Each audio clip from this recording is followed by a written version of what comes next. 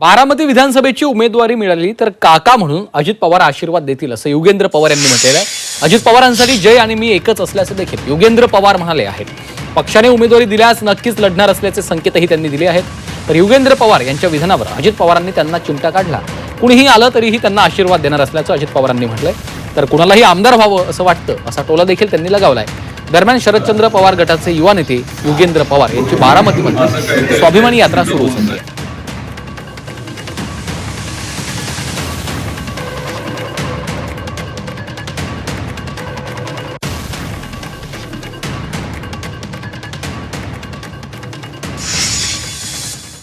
माझ्या भावाला म्हणजे जयला जर इथून उमेदवारी जर देत असतील किंवा अजून आमचं पण काही फिक्स नाहीये, पण शेवटी ते माझे काका आहेत, त्यांच्यासाठी आम्ही दोघंही समान आहोत। जय काय आणि मी काय, आमच्यामध्ये फरक काय, माझी इच्छा असेल की त्यांनी मलाही आशीर्वाद द्यावा।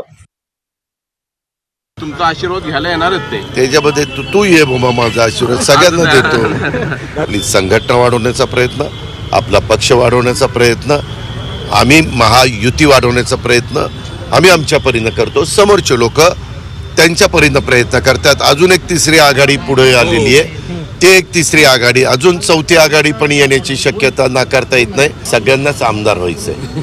तरुणांना वाटतं की ही माझी पहिली संधी दवडता कामा नये।